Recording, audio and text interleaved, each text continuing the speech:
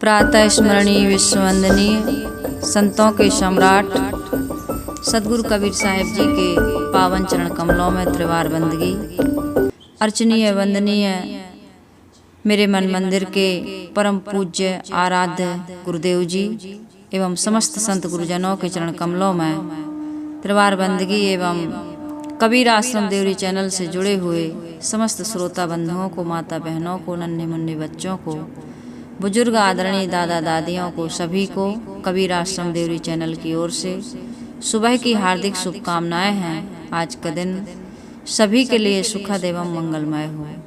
आज सदगुरु कबीर साहिब जी जीवन की क्षणभंगुरता पर बहुत सुंदर प्रकाश डालते हुए देह अभिमानियों की क्या दुर्गति होती है, इस पर साहेब बहुत बढ़िया एक पद कहे हैं बीजक में। इंसान को कभी भी अपने शरीर का अहंकार नहीं करना चाहिए। अहंकार तो किसी चीज का नहीं करना चाहिए, लेकिन यहाँ पर सदगुरु कबीर साहिब जी देह अभिमानियों के लिए कह रहे हैं। और देह का अभिमान प्रायः सभी मनुष्यों को होता है और देह के अभिमान से ही सारे अभिमान जुड़े हुए हैं। यदि देह ही छूट जाए हमारी, जब देह ही नहीं रहेगी तो किस चीज का अहंकार करेंगे, अभिमान करेंगे। इसलिए साहेब हमारे इस क्षणभंगुर नाशवान अशाश्वत जीवन यानी शरीर की नश्वरता पर प्रकाश डालते हुए बहुत सुंदर ये पद कहे हैं और बताए हैं कि इस शरीर से जीव अचानक निकल जाता है। साहब ने कहा ना, 10 द्वारे का पिंजड़ा तामे पंची पौन, रहबे को अचरज है जात अचंभो कौन। पानी केरा बुद बुद आसमान उसकी जात, और देखत ही छुप जाएंगे। कैसे छुप जाएंगे? जस तारा प्रभात। सुबह होते ही तारे, सुबह हो गई अब तारे दिखाई नहीं दे रहे, छुप गए। इसी प्रकार से तारे हैं लेकिन दिखाई नहीं दे रहे। इसी प्रकार से 5 तत्वों से जो ये शरीर बनता है वो 5 तत्व रहेंगे, लेकिन ये आकृति जिस शरीर में हम रह रहे हैं, ये पिंड जो बना हुआ है शरीर का, ये बिखर करके नष्ट हो जाएगा। तो इसलिए और इसके बिखरने में किसी प्रकार की देरी नहीं लगती। अचानक कभी भी ये हमारा शरीर छूट सकता है। तो सदगुरु कबीर साहिब जी का पद मैं आपके बीच रखूं, इसके बाद में फिर बहुत सुंदर इसमें कुछ भजन भी होंगे, कुछ दृष्टांत भी होंगे और सदगुरु कबीर साहिब जी का सिद्धांत तो रहेगा ही। इस पद को सुनने के बाद जो व्यक्ति इस पद को ठीक से सुनेगा, एकाग्रता पूर्वक और समझ लेगा, वो किसी प्रकार का अहंकार अपने जीवन में नहीं रख सकता है। और जब अहंकार विहीन हो जाएंगे हम, तो हमारे जीवन में किसी भी प्रकार का दुख का लेश मात्र नामो निशान नहीं रह जाएगा। तो आइए दुख निवृत्ति के लिए हम सदगुरु कबीर साहिब जी का यह पद हृदयंगम करते हैं। सदगुरु कबीर साहिब जी कह रहे हैं, मरी हो रे तन काले करी हो, मरी हो रे तन काले करी हो, प्राण छुटे बाहर ले डरी हो, प्राण छुटे बाहर ले डरी हो, मरी हो रे तन काल करी हो, काया विगुर चने अन बन भांति, काया विगुर चन अन बन भांति, कोई जा रे कोई गाड़े माटी, कोई जा रे कोई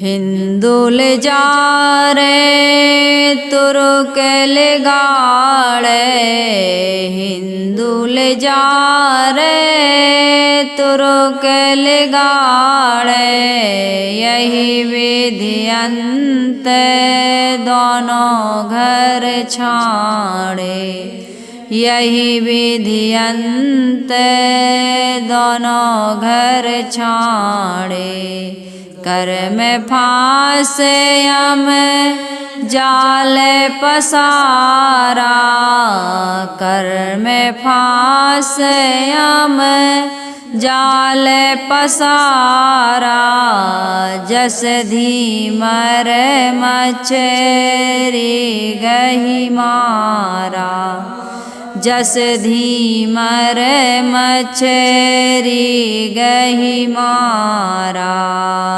राम बिना नर हुई है कैसा, राम बिना नर हुई है कैसा, बाट माझे रौरा जैसा, बाट माझे गोबे रौरा जैसा।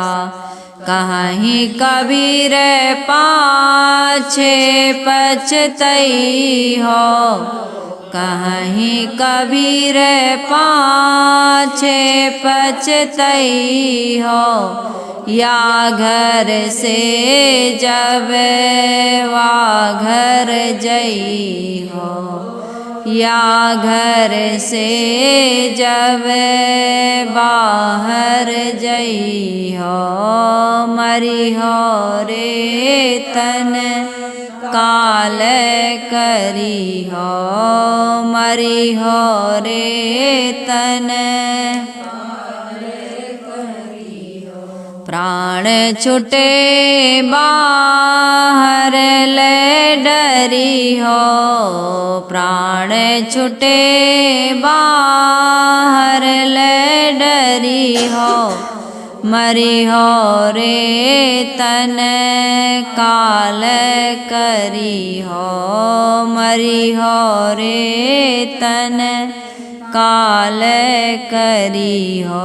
सदगुरु कबीर साहब जी बहुत सुंदर हमें शिक्षा दे रहे हैं, मरी हो रे तन काल करी हो। साहिब जी कह रहे हैं, हे देह के अभिमानी, तुम मरोगे तब अपने माने हुए शरीर को लेकर क्या करोगे? कुछ करोगे? कुछ भी नहीं कर पाओगे। साधना, इस माइक को इस तरफ रखो, तुम इधर। सदगुरु कबीर साहिब जी क्या कह रहे हैं, जब तुम मरोगे, हे देह के अभिमानी, देह के अभिमानियों के लिए साहिब कह रहे हैं, जब तुम मरोगे तो इस शरीर को लेकर के क्या करोगे? क्या करेगा कोई? कुछ भी नहीं कर सकता है। अब हम तो शरीर छोड़ के चले गए, अब हम शरीर का क्या करेंगे? कुछ भी नहीं कर पाएंगे। इसलिए साहब कह रहे हैं, जो परिवार के लोग हैं वो क्या करेंगे? अब मर जाता है तो आदमी अपने शरीर के लिए क्या कर पाएगा? हम तो शरीर छोड़कर चले गए, अब हम अपने शरीर का क्या करेंगे? कुछ भी नहीं कर पाएंगे। अब परिवार वाले क्या करेंगे? परिवार वाले करेंगे, प्राण छूटे बाहर ले डरी हो। इसके दो अर्थ लगा सकते हो। यदि प्राण छूट जाए, शरीर में से जीव निकल जाए, तो जिसे लोग गले से लगाते थे उसी को बाहर से ही डरेंगे। हे, यहाँ लाश पड़ी है, जाने में डर लग रहा। लगता है कि नहीं लगता? लाश जिंदा आदमी को डरे तो समझ में आता है, लेकिन लाश जो कुछ भी नहीं कर सकती, कुछ कर सकती है, लोग उस लाश से डरते हैं। एक चीज। दूसरा चीज, डरी हो का मतलब बाहर लेके डाल देंगे। प्राण छूटते ही तुम्हारे शरीर को बाहर लेकर के डाल देंगे। साहिब कह रहे हैं, काया बिगुरे चने अन बन भांति, कोई जा रे कोई गाड़े माटी।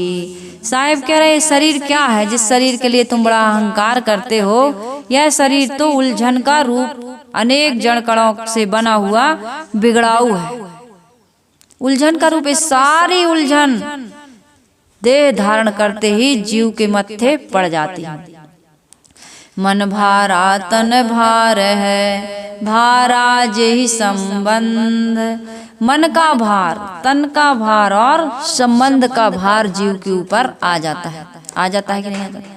मन परेशान करता है, तन परेशान करता है, और संबंध के जितने भी हमारे संबंधी हैं वो भी हमें परेशान करते हैं, नहीं करते हैं?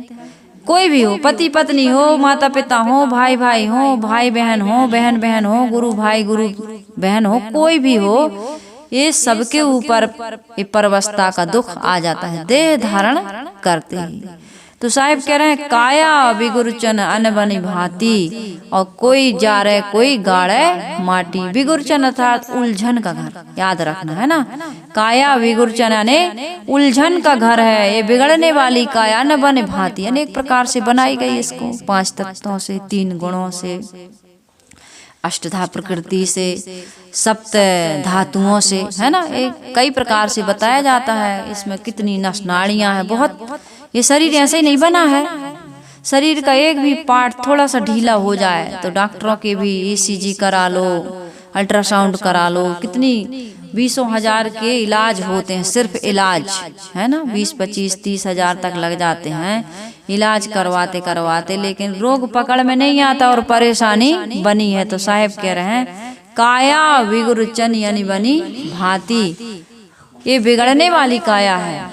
संसार की वस्तुओं का हम जो कुछ बनाया है उसका हम थोड़ा बहुत वो लगा सकते हैं कि भाई इतने दिन तक पुल चलेगा, इतने दिन तक गाड़ी चलेगी, इतने दिन तक मोबाइल चलेगा। कोई भी चीज हम लेते हैं तो उसकी गारंटी या वारंटी होती है, लेकिन शरीर की कोई गारंटी नहीं है कि कितने दिन तक ये चलेगा। तो इसलिए सदगुरु कबीर साहिब जी कह रहे हैं काया विगुरे चने अन बन भांति, कोई जा रे कोई गाड़े माटी। अभी कोई जला देता है और कोई गाड़ देता है। लोगों के मन में भ्रांति है कि मरने के बाद जो लाश रहती है उसके इर्द गिर्द जीव मड़राता है। ये 13 दिन तक तो जीव मड़राता ही है, उसको कहीं ठिकाना। तो मड़राता क्यों है भाई? आप क्यों मड़राने जाओगे किसी के यहाँ? मड़राना इर्द गिर्द घूमना, जैसे चील मड़राते हैं। कोई उधर उधर गली में जाए तो पता नहीं क्या मड़रात रहते, यहीं यहीं कहते हैं ना अपने यहाँ, मतलब वही चक्कर काटना, मड़राते रहना यानी चक्कर काटना। तो जीव जिस शरीर को छोड़ करके गया है उस शरीर के चक्कर क्यों काटेगा? उस शरीर के वो चक्कर क्यों काटेगा? और काटेगा भी तो क्या उस शरीर में आ सकता है? भाई आपको कोई लाभ समझ में आएगा तभी तो मड़राओगे, वहां चक्कर तभी काटोगे आप। हमारे पास आप इसलिए आते हैं कि आपको कोई लाभ होता है। और जीव को जिस शरीर को छोड़ करके वो चला गया है स्वेच्छा से, आत्महत्या तो नहीं किया है, स्वेच्छा से जीव निकलता है। और उस कितने लोग कहते हैं आत्महत्या जो करते हैं उनका जीव मड़राता है। भाई आत्महत्या मत, जिसका जहाँ जैसा प्रारब्ध होता है वैसे ही शरीर छोड़ता है। उसमें किसी प्रकार कोई जहर पी के मरे या कोई एक्सीडेंट में, उसकी लिखी थी वही मृत्यु। बिना लिखे मृत्यु नहीं होती, अकाल मृत्यु नहीं होती है। एक्सीडेंट में कितने लोग मर जाते हैं और कितने लोगों की मृत लाशों के नीचे लोग जिंदा पाए जाते हैं।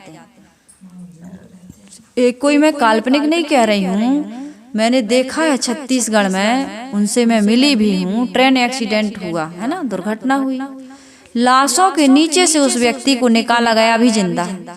जब इतने लोग मर गए तो वो क्यों नहीं मरे? भाई जिनका प्रारब्ध था उसमें वो चले गए और जिनका नहीं था वो बच गए, बच जाते हैं ना। कितना ऐसे बैठे बैठे लुढ़क जाते हैं लोग, और कितने एक्सीडेंट में भी नहीं लुढ़कते नहीं मरते, बच जाते हैं।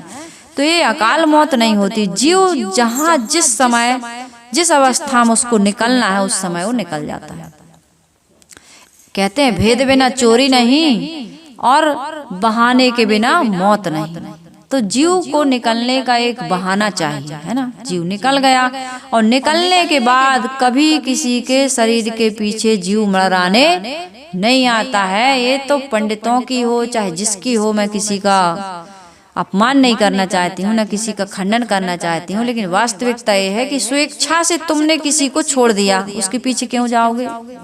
जीव ऐसा नहीं है कि वो उड़ जाएगा भी तो वहां उस शरीर में वो कभी भी आ नहीं सकता। शरीर छूटने पर इसको लेकर के कोई करेगा क्या। मिस्र में ऐसा बताए जाते हैं ईसा के 2000 वर्ष पहले से ही रजवाड़ों के लिए एक बहुत ऊपर उसमें ऊंचे अभेद पत्थर के पिरामिड बनाए जाते थे। मोटी और मजबूत दीवार होती, सोने की संदूकें होती थी और वो अभी तक रखी हैं मान लो, फिर भी उसमें जीव लौट करके नहीं आया, कभी नहीं आता, आ ही नहीं सकता। जीव हमारी आपकी या किसी भी वैज्ञानिक के जितने भी उन्होंने यंत्र बनाए हैं सबसे वो पकड़ से बाहर है। वो स्वेच्छा से जब गया है तो कौन उसको ला सकता है। ना कोई मंत्र के द्वारा प्राण फूंके जा सकते हैं। ये विचार करिए, थोड़ा सा विचार करने की आवश्यकता है। मानकर या भावुक होकर या अंधविश्वास आंख मूंद करके किसी ने बता दिया उसी के अनुसार हम मान्यता बना लेते, ये गलत बात है। तो मनुष्य हो, हम मनुष्य हैं, हमको थोड़ा सा विचार, हम सिद्धांत को समझेंगे तब विचार करेंगे। हम तो सिद्धांत को जानते ही नहीं, जो कह दिए सो हम मान लेते हैं। तो इसलिए सदगुरु कबीर साहब कह रहे हैं कि काया विगुर चन अनबनी भांति, और कोई जाड़े जा रहे कोई गाड़े माटी। फिर इस शरीर को रखने से कोई मतलब नहीं, मैं इसलिए ये बता रही हूँ। इसलिए लोग कोई जला देते हैं, कोई गाड़ देते हैं। अब हंसा तो निकल गया, मरने के बाद वो आने वाला नहीं है। अब चाहे इसको गड़ा दो और चाहे इसको जला दो, कुछ भी कर दो। तुम्हारे माता पिता पुत्र पुत्री जो कुछ भी है वो तो शरीर में जीव रहता था तब तक के थे। अब शरीर से जीव निकल गया तो कुछ नहीं, सब कहते मिट्टी पड़ी, कोई नहीं कहता गुरुजी पड़े, मिट्टी पड़ी, गुरुजी की लाश पड़ी भले कहते हैं लोग, है ना। तो इसलिए भाई कोई भी है इसमें आप रखोगे भी तब भी से ये शरीर रहने वाला नहीं है। शरीर भी बिगड़ जाता है, जीव के निकलते ही कितना गंदा और घृणित हो जाता है और विकृत होने लगता है, और इसमें जीव तो आ ही नहीं सकता। इसलिए सदगुरु कबीर साहब जी कह रहे हैं कि कोई जा रहे कोई गाड़े माटी। विशेषता हिंदू जलाते हैं, मुसलमान गाड़ देते हैं। कबीर साहब के समय में हिंदू और मुसलमान दो परंपराएं मुख्य थी। इसलिए सदगुरु कबीर साहब जी ने दोनों के लिए कहा है। विशेषता हिंदू और मुसलमानों को ही दृष्टि में रखते हुए सदगुरु कबीर साहब जी के सारे उपदेश हैं। कबीर साहब जी के समय में जो हिंदू और मुसलमान थे उनको लेकर के साहब समझाते हैं। इसलिए दोनों के द्वारा मृतकों की गई अंत्येष्टि का संकेत सदगुरु कबीर साहब जी ने इसमें कहा है कि कोई जाड़े और कोई गाड़े माटी। वैसे ईसाई लोग भी मृत शरीर को जमीन में गाड़ते हैं। सब मिलाकर मृत शरीर की अंत्येष्टि संस्कार अनेक प्रकार से की जाती है, जैसे जलाना, गाड़ना, पानी में फेंक देना, खुले मैदान में छोड़ देना जिससे चील गीध सियार आदि खा सकें, शरीर का भंडारा हो जाए। ऐसे भी लोग हैं, शरीर का दान करते हैं ना, नेत्र दान करते हैं, शरीर दान करते हैं। यदि आपके घर में आप लोगों ने किसी ने, हम लोगों ने तो किया है, शरीर दान किया, तो जैसे ही आप खबर देंगे तो आपकी जो सरकारी अस्पताल है मेडिकल, तो वहां से गाड़ी आएगी, तो 2-3 घंटे के अंदर, 4 घंटे 6 घंटे आँख का अलग दान होता है। ये न समझ जाना कि शरीर दान कर दिए तो आँख ले जाएंगे, नहीं। आँख का दान अलग होता है। वो 6 घंटे के अंदर निकाल के तो तत्काल आ जाते हैं, निकाल 6 घंटे के अंदर तक ले जा सकते हो, जितने जल्दी ले जाओ। और एक व्यक्ति की 2 आँख से 4 लोगों को रोशनी मिलती है। मरने के बाद आखिर जला दोगे, कुछ नहीं, बिल्कुल, तो आपको पता नहीं चलेगा, निकाल देंगे आराम से, रुई लगा के रख देंगे। तो आँख का दान करना सबसे बड़ा दान है। जिस व्यक्ति ने संसार जन्म से नहीं देखा, ऐसे 4 व्यक्तियों को एक व्यक्ति रोशनी दे सकता है। तो नेत्रदान बिल्कुल करना चाहिए, वो भी मरने के बाद करना भाई, जिंदा में नहीं करना, नहीं चिंता हो जाए, है ना, कि हम 4 लोगों को देंगे तो हमारी 2 ही चली जाएंगी, ऐसा नहीं। मरने के बाद आपका मोतियाबिंद हो गया, ऑपरेशन हो गया, तब भी लग जाती है, तब भी लग जाएंगी, है ना। और शरीर का दान अलग। तो मेडिकल में जो साइंस पढ़ाई कर रहे बच्चे जो पढ़ रहे हैं डॉक्टरी, उन लोगों को मृत शरीर से सीखने को मिलता है।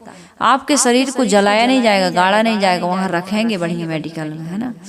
तो ले जाते हैं फिर बढ़िया, आप यहाँ अर्थी सजा करके घुमा लो, सब कुछ कर लो, रिश्तेदारों को बुलाओ, और बाद में आपके घर की लाश चली गई, बढ़िया सफाई कर दो, संतों को बुलाइए, भंडारा करिए, सत्संग करिए, उनके नाम से दान पुण्य करिए।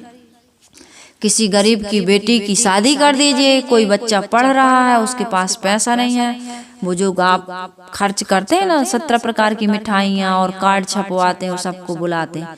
किसी एक व्यक्ति की जिंदगी बना दीजिए आप। कोई बीमार है आपके गांव में, गरीब है, इलाज नहीं हो रहा, उसका इलाज करवा दीजिए। कुछ भी आप अच्छी जगह कोई संस्थान में लगा दीजिए, कहीं पर संत गुरु रह रहे हैं वहाँ कुछ दान पुण्य कर दीजिए। जो भी उनकी जरूरत है पूछिए उनसे, साहिब जी हमारे घर में अमुक व्यक्ति का शरीर छूट गया है, तो हम उनकी स्मृति में आपके आश्रम में कुछ दान देना चाहते हैं। ऐसा करते हैं लोग, छत्तीसगढ़ में खूब होता है। सालगिरह में देते हैं, जन्मदिन में देते हैं, शादी के समय देते हैं, मरनी के समय देते हैं, पिता के नाम, माता के नाम, जो मर गया उसकी स्मृति में देते हैं लोग। जैसे यहाँ भवन बन रहा है तो उसमें लोग देते हैं भाई 5,000, 10,000, 50,000, जिसकी जैसी श्रद्धा और जिसका जैसा सामर्थ्य। तो मैं ये कह रही थी कि उन जो इसमें ये बता रहे थे कि कोई जा रहा है, कोई गाड़े माटी, मृत शरीर चला गया तो अंत्येष्टि संस्कार अनेक प्रकार से किए जाते हैं, जलाना, गाड़ना, फेंकना, खुले मैदान में छोड़ देना। मिस्र के लोग शव को गुफाओं में रखते हैं, वैसे भारत में शव को जलाए जाने का ही प्रचलन बहुत प्रसिद्ध है, प्राचीन है ना। और अक्सर लोग, हिंदू लोग जलाते हैं। और लेकिन जैसे कोई बीमार है, जैसे चेचक वगैरह की बीमारियां होती थी पहले, काफी बीमारियां, आजकल तो सब वैक्सीन्स निकल गई और ये सब निकल गया ना, टीका ही का निकल गया, दवाइयाँ निकल गई, तो बीमारियां उतनी तो नहीं होती हैं। तो ऐसे लोगों को लोग गाड़ देते थे जमीन में कि भाई ये बीमारी जलाएंगे तो धुआं के द्वारा प्रदूषण होगा, फैलेंगे, तो उनको मिट्टी में दबा देते थे। लेकिन लोक धारणा यह है लोगों की कि शरीर छोड़ देने के बाद क्या होता है, आत्मा पुनः उस शव के पास आती है, भटकती है।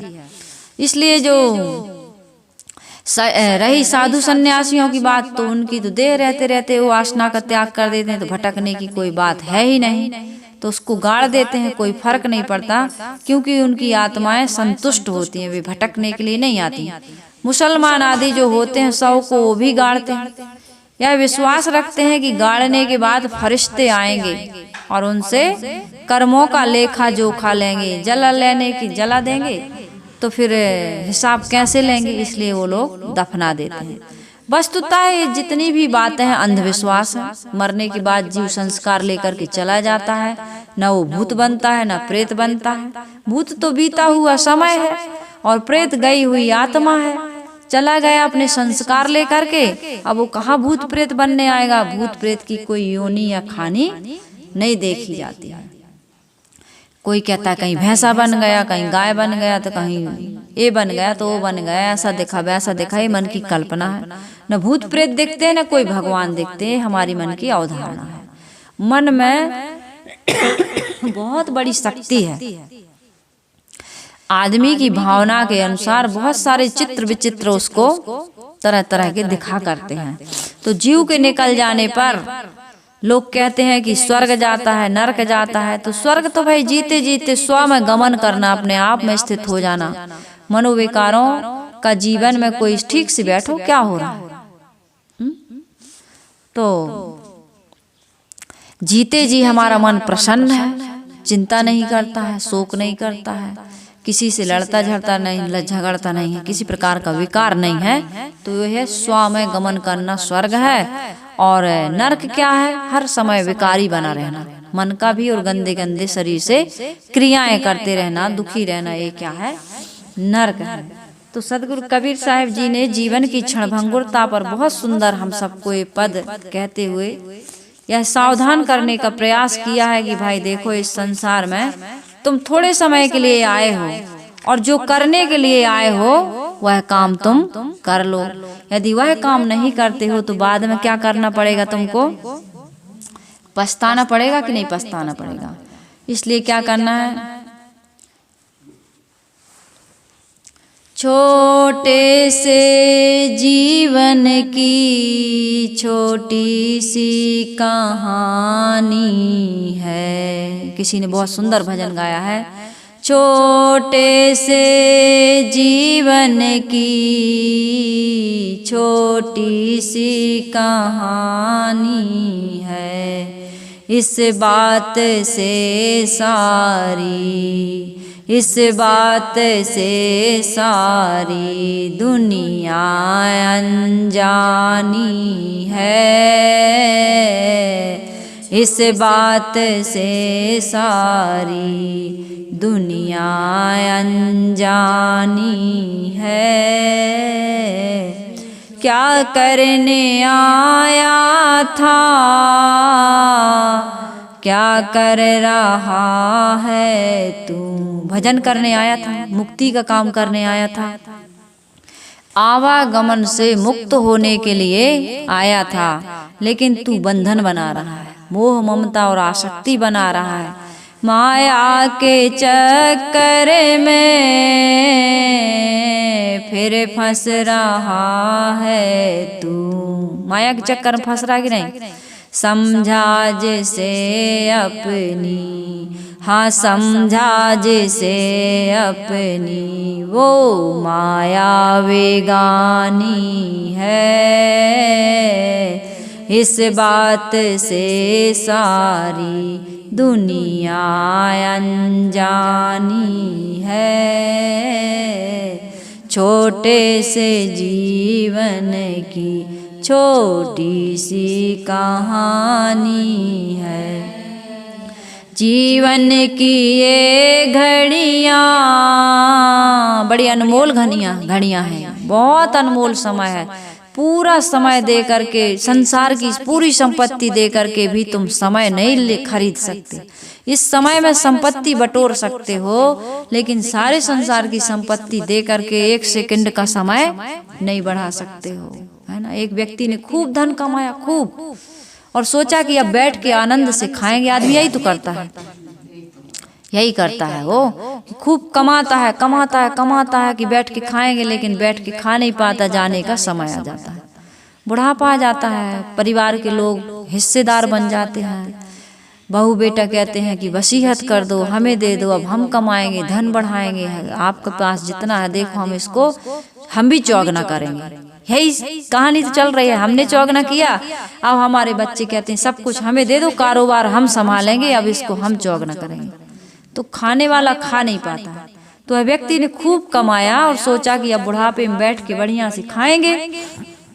मौत आ गई लेने, है ना। मौत ने कहा भाई चलो। कहा कौन हो तुम। कहा मैं यमराज हूँ, लेने आया हूँ, चलिए। टाइम पूरा। अरे भाई बड़ा धोखा हो गया, हम तो सोचे थे कमाए हैं तो थोड़ा खाएंगे।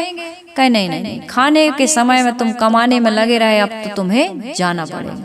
कहा भाई 1 लाख ले लो और 1 महीना का समय दे दो। कहे ये तो हो ही नहीं सकता। कहीं 2 लाख ले लो, 10 लाख ले लो, बढ़ाता गया। थोड़ा समय दे दो। कहीं बिल्कुल नहीं, 1 सेकंड का समय नहीं मिलेगा। तुम संसार की सारी संपत्ति दे दो, लेकिन समय तुम्हारा नहीं बढ़ सकता। का 1 सेकंड तो दे दो, 1 घड़ी तो दे दो मुझे, थोड़ा सा मैं कुछ लोगों को, जीने वालों को लिख करके बताऊं, मैसेज छोड़ के जाऊं, संदेश दे करके जाऊं। कहा भैया ठीक है, बहुत विनती कर रहे हो तो लिख दो, 1-2 लाइन लिखो।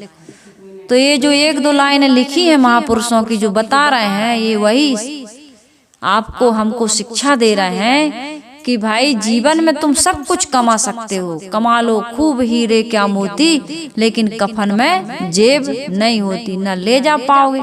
जब खा नहीं पा रहे हो, दे नहीं पा रहे हो किसी को, कहीं दान पुण्य नहीं कर पा रहे हो, अपने ही परिवार में नहीं लगा रहे हो, धन मिला तो कुछ दान कर, नहीं तो निर्वाहिक कार्य कर। दान और निर्वाह तज संचय किया तो पाप घर, माखी शहद की सी दशा होगी, अरे तू चेत कर। पाया नर्तन कुछ पुण्य कर्म कर ले, शुभ कर्म कर ले, नहीं तो जीवन में तुझे फिर पछताना पड़ेगा। माखी शहद की सी दशा होगी, अरे तू चेत कर। जैसे मधुमक्खियां शहद इकट्ठा करती हैं और दूसरा आता है मार करके, झुलसा करके, उड़ा करके सारी शहद को उड़ा के ले जाता है कि नहीं ले जाता। तो ऐसे हमारी आपकी दशा ना हो। तो उस व्यक्ति ने फिर लिखा कि भाई देखो, जीवन के सुनहले समय में सदगुरु कबीर साहिब जी ने जो कहा है, खाए पकाए लुटाए ले कर ले शुभ काम, और चलती बिरिया रे मना संग न चले छिदाम। कुछ भी जाने वाला नहीं है ना, कुछ भी जाने वाला नहीं है। इसलिए साहिब ने कहा, साईं इतना दीजिए जामे कुटुंब समाए, मैं भी भूखा ना रहूं साधु न भूखा जाए। धन के लेकर के बड़ा संसार में पाप हो रहा, जबकि वो एक कदम भी चलने वाला नहीं है। एक व्यक्ति के 3 मित्र, एक दिन रात का था, एक थोड़े समय के लिए था, और एक से तो कभी कभार मिलता था। दिन रात वाले से जब एक बार मुकदमा में फंस गया वो व्यक्ति, उसको फांसी की सजा होनी थी, मृत्यु दंड मिला। कहा भाई मित्र से थोड़ा सा गवाही दे दे तो मैं छूट सकता हूँ, अदालत में ले जाऊंगा। और मेरे मित्र हैं 3, तो जो जिसके लिए दिन रात समय देता था, खाते पीते उठते बैठते, उसके पास गया। तो उसने कहा भाई एक कदम भी नहीं जाऊंगा मैं, तुम्हारा कुछ भी सहयोग नहीं करूंगा। दूसरे के पास गया, कहे भाई हम अदालत के बाहर तक तो जाएंगे लेकिन भीतर नहीं जाएंगे। अब बड़ा उदास दुखी उसने सोचा, जिसको कभी कभी समय देता था उसके पास क्या जाऊं, जब जे इतने जिगरी दोस्त थे जिनके लिए मैंने पूरा जीवन लगाया। फिर भी अब जब आदमी अटकता है ना, गधे को बाप कहता है, और जहाँ उम्मीद नहीं रहती वहां भी जाता है, सब कुछ करता है। तो गया तो उसने कहा कि अरे मित्र, आज तुमने मुझे याद किया, और जब भी जितना भी तुमने समय दिया उसके एहसान में मैं तुमको उसके बदले में तुम्हारा जहाँ खून पसीना गिरेगा मैं वहाँ खून टपकाने के लिए, खून गिराने के लिए, खून बहाने के लिए तैयार हूँ। चलो मैं तुम्हें फांसी से बचाऊंगा। उस व्यक्ति को बड़ा दुख हुआ, रे इसी के लिए मुझे समय देना था। तो ये 3 मित्र कौन है जीव के? धन पहला मित्र है, जिसके लिए वो दिन और रात लगा रहता है, लेकिन वो जाता नहीं है। धनानि भूमो पशुवस् गोष्ठे भार्या गृह द्वारे जना शमशाने देहश्चितायाम परलोक मार्गे धर्मानुगो गच्छन्ति जीवे का। धर्म ही, पुण्य ही, परमार्थ ही, परोपकार ही, शुभ कर्म ही हमारे साथ अशुभ कर्म भी जाते हैं। जो करोगे वो भरोगे, जाएगा कि नहीं? जन्म जन्मांतरों के लिए आपका साथी बनता है। तो आदमी इतना धन कमाता है, वो धन उसके पास, उसके साथ कहाँ जाता? कफन में लपेट के यही सब कुछ रख लेते हैं, और तुमको कफन में लपेट करके, वो भी एकदम 3rd क्वालिटी का। अब एक पर्दा है, क्या करेगा? मुर्दा को लाखों का भी उड़ा दो तो कोई फायदा होने वाले तो है नहीं। अब मुर्दा हो गए ना तुम, तुम्हारा शरीर पड़ा है, तुम थोड़ी हो। और परिवार के लोग, इष्ट मित्र लोग, पत्नी बच्चे सब कहाँ तक जाएंगे? अदालत के बाहर अर्थात शमशान तक जाएंगे। और जीव के साथ कोई जाने वाला नहीं। कौन जाएगा? तुम्हारे शुभाशुभ कर्म। तो अच्छा कर्म कर लो। भजन कहता, जीवन की ये घड़ियां यूं ही ना गवा देना, जीवन की ये घड़ियां यूं ना गवा देना, तेरे प्रभु का नाम तू हृदय में बसा लेना। गुरु के भजन बिन तो, हरि के भजन बिन तो सूनी जिंदगानी है। इस बात से सारी दुनिया अनजानी है। छोटे से जीवन की छोटी सी कहानी है, तेरे मेरी में तू क्यों इतना खो रहा। तेरा है मेरा है, तेरी मेरी में तू क्यों इतना खो रहा। उस प्रभु को भूल के, आत्मा राम को भूल के, मस्ती में तू सो रहा। पल दो ही पल की तो, पल दो पल ही की तो तेरी ये जिंदगानी है। इस बात से सारी दुनिया अनजानी है। छोटे से जीवन की छोटी सी कहानी है। जितना मिला है समय, क्या करो, ये बहुत बड़ी भूल करता है आदमी। ये भजन कह रहा है, जितना मिला है समय खुशियों से जी ले तू। खुशियों से कैसे जियोगे? जब प्रेम बांटोगे, दूसरों की सेवा करोगे, सहयोग करोगे, भलाई और परोपकार का काम करोगे, अपने लिए नहीं दूसरों के लिए जियोगे, तब खुशियों से जियोगे।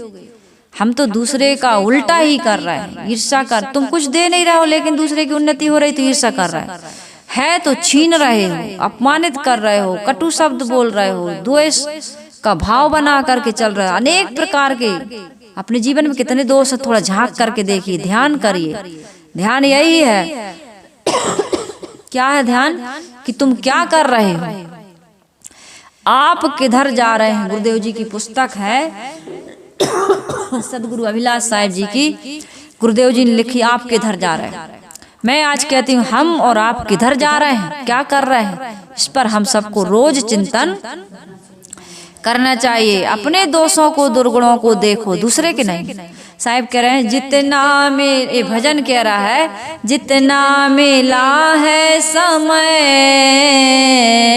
खुशियों से जी ले तुम। खुशियों से नहीं जी पा रहा आदमी, ये सबसे बड़ी कंगाली है। धन तो है, परिवार तो है, सब कुछ है, कोई तन दुखी, कोई मन दुखी, कोई तन दुखी, कोई धन दुखी, कोई मन से रहत उदास, और थोड़े थोड़े सब दुखी और सुखी राम के दास। राम के दास बनो, तुम माया के दास बने हो, परिवार पुत्र के, धन के, संपत्ति के दास ना बनो। तुम, हम सभी लोग सबके लिए तुम बने हो, मतलब हमें भी कह रहा है हम, तुम मतलब तुम्हें नहीं कह रहा है, मेरे लिए भी वही बात है। नियम तो सबके लिए एक जैसा है।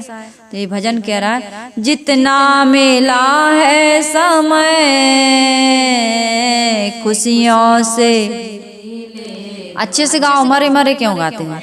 जितना मिला है समय खुशियों से जी ले तू, राही हरि नाम का अमृत पी ले तू। हरि नाम ही अमृत है, बाहर अमृत नहीं है, विष तो है। विषयों का विष पी रहे हो तुम। सदगुरु कबीर साहब जी का ज्ञान मिल जाए, संसार के महापुरुषों की शिक्षा लग जाए, विवेक जग जाए, तो हम विष नहीं पिएंगे। क्या पिएंगे? आत्म धन अमृत पिएंगे, आत्मा का अमृत पिएंगे। ये हमारा अमृत अंदर ही बसा है। हरि का नाम अमृत नहीं है, हरि अर्थात हमारी आत्मा, आत्मा का स्मरण ही अमृत है। अब हम कह रहे हैं हरि का अमृत पी लो तो तुम अमृत मिलने जाएगा। हरि का अमृत कहाँ मिलता है बताओ? कहीं मिलेगा बाहर? भाई आत्मा का स्मरण करो। हमारी आत्मा कैसी है? अजर हम, अमर हम, अखंडम अनुपम, अहम शुद्ध चैतन्य ज्ञान स्वरूपम, अजो नित्य शाश्वत है ना। अयम पुराणे ना हन्नते, हन्न माने शरीर, कुछ ऐसा है मंत्र। गीता तो पढ़ते हैं काफी लोग, है ना। तो गीता में लिखा है, नैनम छिदंति शस्त्राणि, नैनम दहति पावका, ना चैनम क्लेदंतापो, ना शोषति मारुता। ऐसी है हमारी आत्मा, इसको कोई नहीं जला सकता, कोई नहीं गाड़ सकता, कोई नहीं भींगा सकता, कोई नहीं मार सकता। कोई शस्त्र में यह शक्ति नहीं है। काल का भी महाकाल है कौन? हमारा ये आत्म स्वरूप, आत्मा है ना। तो साहिब कह रहे वही हरि नाम का अमृत पियो।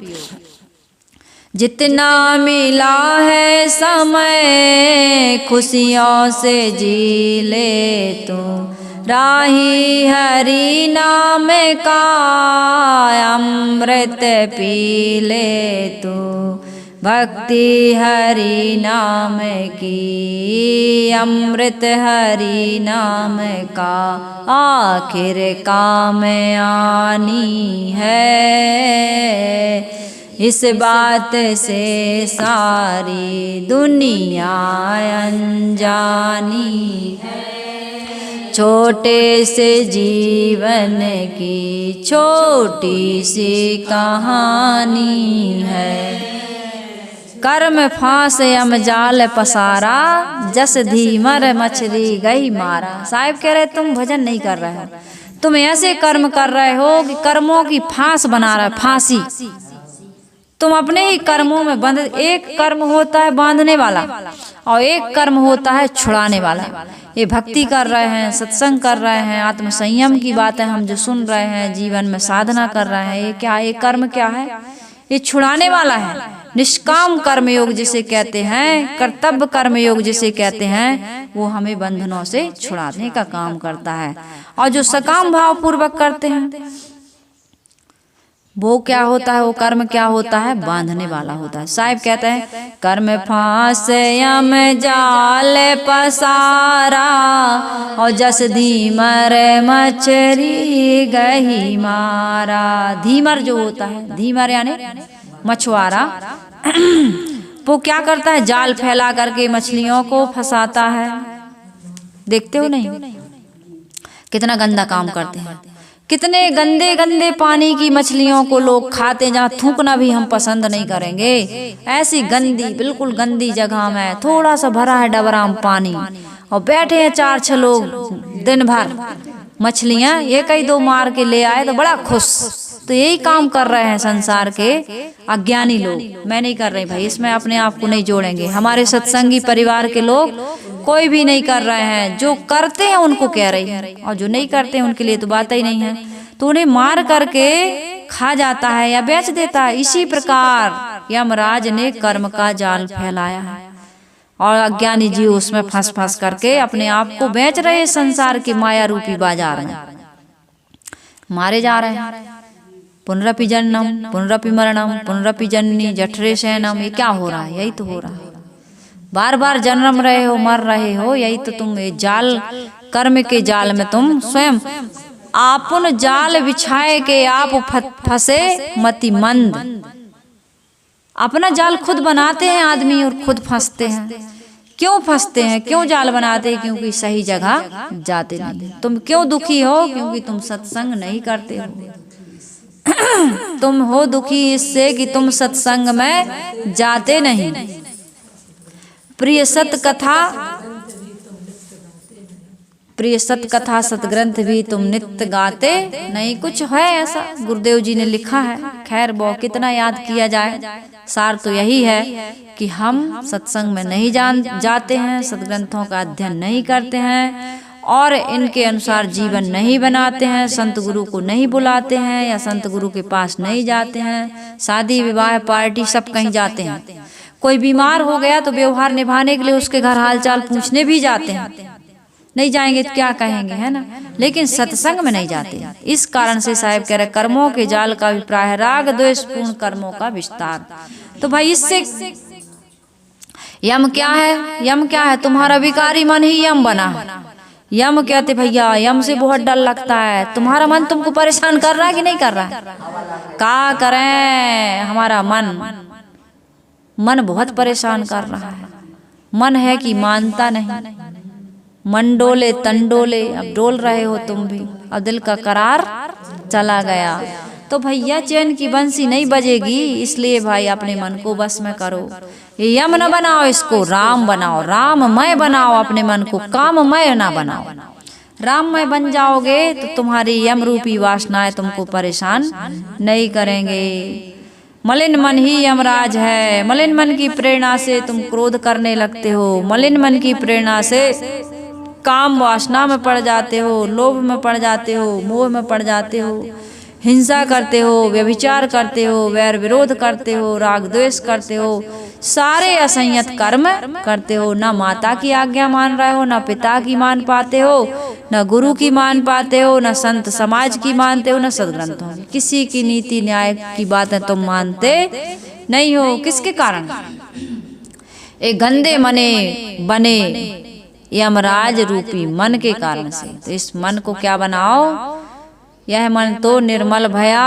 कैसे? जैसे गंगा नीर। मन को कैसे बनाओ? गंगा नीर की तरह पवित्र, जिसमें किसी प्रकार की कोई गंगा के जल में मिस्टेक। आज तक जितनी भी नदियां हैं सबके पानी में कीड़े पड़ जाते हैं, लेकिन गंगा जल में कहते हैं कभी पानी में कीड़े नहीं पड़ते। तो बड़ा पावन और पवित्र माना जाता है। तो साहिब कह रहे यह मन तो निर्मल भया जैसे गंगा नीर। साहिब का मन इतना निर्मल हो गया गंगा नीर के समान। और रैदास काम करते करते उसने बना लिया मन चंगा। तो कठौती में गंगा चमड़े का जो वो पानी रखता था ना कठौता में, वो पानी गंगा के जैसे उसमें से कंगन निकला। अब भले काल्पनिक हो, लेकिन बात ये है कि हम कोई भी काम बुरा नहीं है, कोई भी काम बुरा नहीं है। बुरा है हमारा मन। शरीर से हम नाली भी साफ कर रहे हैं, लेकिन मन में अच्छा भजन चल रहा है, अच्छे विचार चल रहा है, संत गुरु का स्मरण चल रहा है, आत्मा का स्मरण चल रहा है, तो तुम्हारा कोई फर्क पड़ने वाला नहीं है। मन से मुक्ति होती, शरीर से थोड़ी मुक्ति होती। शरीर तो यहीं रह जाता है, लेकिन मन हमारा कैसा होना चाहिए? यम रूपी मन नहीं, हमारा राम रूपी मन होना चाहिए। साहिब कह रहे हैं स्वर्ग वही है जहाँ मन में प्रीति मिलती है, और इसका उल्टा जहाँ प्रेम ही नहीं है। प्रेम कैसे मिलता है? मांगने से थोड़ी मिलता है। तुम खूब मांगो भीख रात दिन, प्रेम मिलने वाला नहीं। तुमको ऐसा काम करना पड़ेगा, है ना। पवित्रता से रहिए, सेवा करिए, सहयोग करिए, तो तुम्हें प्रेम अपने आप मिलेगा। हर चीज की कीमत होती है। प्रेम न बाड़ी उपजे, प्रेम न हाट बिकाए, और राजा प्रजा जेहि रुचे, तो शीश दे ले जाए। तुम्हें अहंकार करने से प्रेम थोड़ी मिलेगा, देह अभिमान करने से थोड़ी प्रेम मिलेगा। विनम्र हो जाओगे, सरल हो जाओगे, छोटे बन जाओगे, तब प्रेम। और छोटा आदमी क्या करता है? छोटा आदमी क्या करता है? छोटा आदमी सबकी सुनता है, सबकी सहता है, सबकी सेवा करता है, सबको मीठा बोलता है। छोटा आदमी यही तो करता है। तो वो छोटा नहीं है, ये मजबूरी में करना छोटा नहीं है। बड़ा वह बनता है जो स्वेच्छा से करता है। सबल क्षमी निर्गर्भ धनी और कोमल विद्यावंत। भाव के भूषण तीन है और सबे अनंत।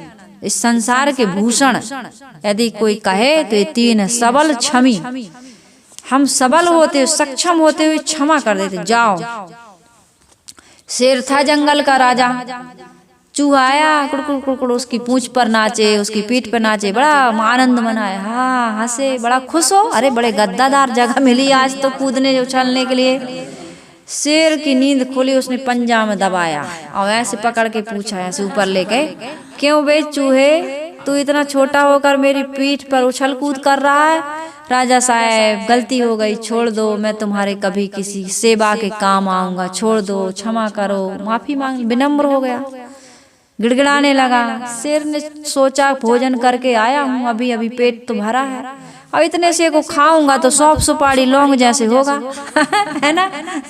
तो सौंफ सुपारी लौंग खाने की आदत थी नहीं शेर को। चल जा, तू मेरे क्या काम आएगा। अहंकार से छोड़ा लेकिन छोड़ दिया, है ना। अहंकार से छोड़ा लेकिन छोड़ दिया। एक दिन शिकारी लोग आए, जाल बिछाए, ऊपर डाली वाली रख दी और पेड़ पर चढ़ गए रस्सी लेके, है ना, जाल की छोड़ पकड़ के। शेर गया बढ़िया छाया के नीचे, तो जैसे ही वो गया तो टांग दिए उसको, पेड़ से ऊपर खींच के रस्सी टांग दी। अब शेर दहाड़ने लगा, चिल्लाने लगा कि भाई, आवाज करने लगा। तो चूहा ने सुना, सबके बीच था वो जंगल में कहीं दूर, ये तो मेरे उसी राजा साहब की आवाज है। उछलते कूदते गया, भाई संकट में बचाना पड़ेगा। तो कतरने का काम कौन करता है? चूहा ही करेगा, है ना। कहते हैं ना कि छोटे कैसा है वो, जहाँ काम आवे सुई, कहा करे तलवार।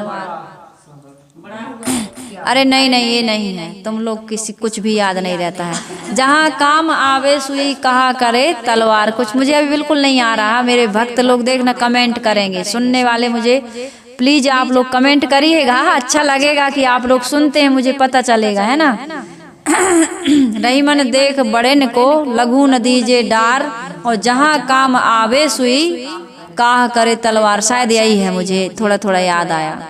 तो ये सारी चीजें क्या हैं, वो चूहा ने फिर जाल काटा और जाने लगा डर के मारे, यहाँ से लौट लौट के देख देख के जा रहा था कि कहीं फिर न पकड़ के मुझे, अब क्या पता है इनसे की आदमी का, है ना। तो शेर ने कहा इधर आओ, फिर दहाड़ा। तो चूहा चुप वहीं के वहीं, भाई कितना भागेगा वो।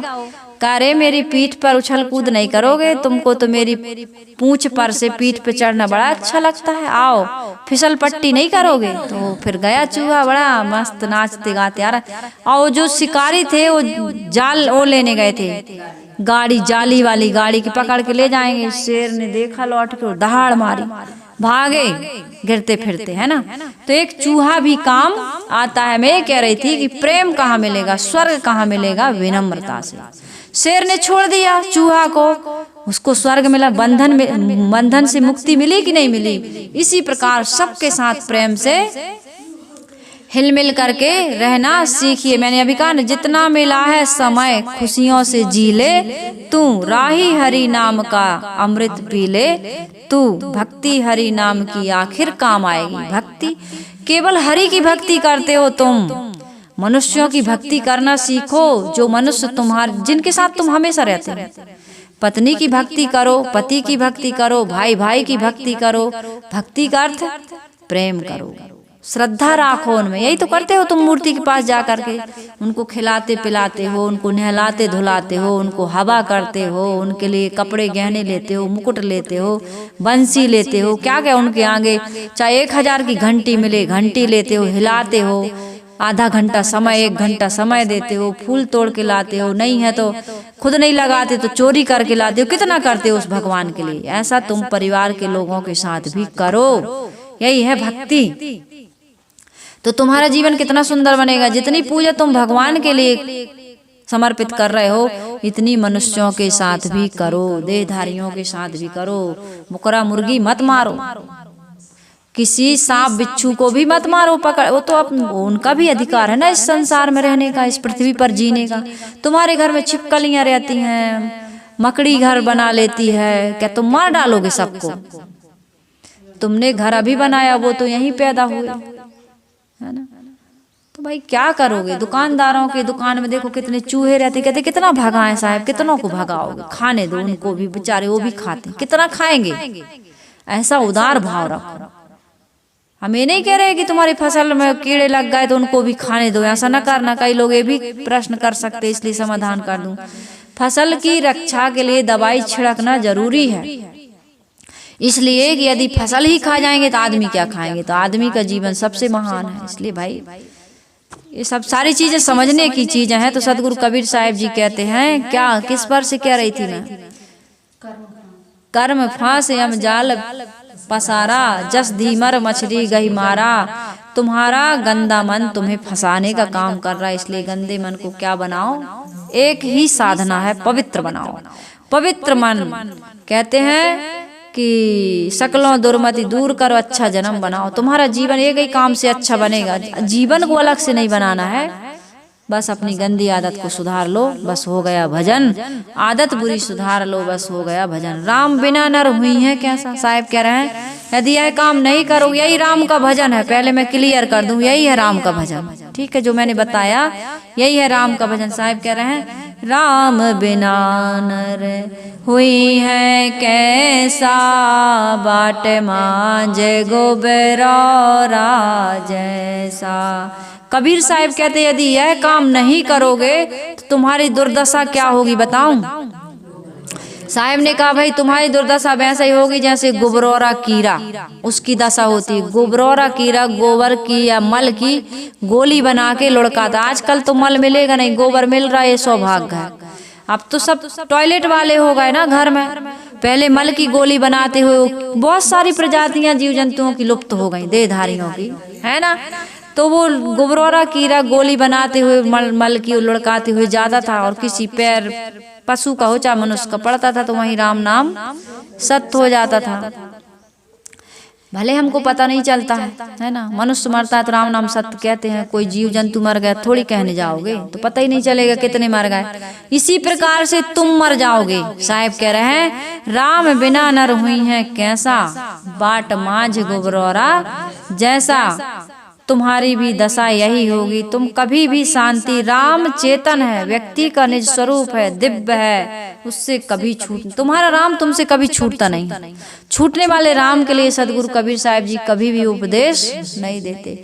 न छूटने वाले के लिए देते हैं, न मिलने वाले के लिए देते, मिले मिलाए के लिए देते हैं। हृदय बसते ही राम ना जाना, दिल माँ खोज दिलई माँ खोजो, यह करीमा रामा ज्यों तिल माही तेल है, ज्यों चकमक में आग, तेरा साईं तुझ में जाग सके तो जाग। तो साहब कह रहे हैं भाई अपने राम स्वरूप को नहीं पहचाना तुमने, उसमें विश्राम नहीं किया, किंतु मलिन देह अभिमान में पड़ करके मल की गोली ही तो लुढ़का रहे हम सुबह से। अभी सभी लोग नहा धो करके जो कुछ भी किए उसके पहले क्या किए थे, सब मल ही तो लुढ़काए हो।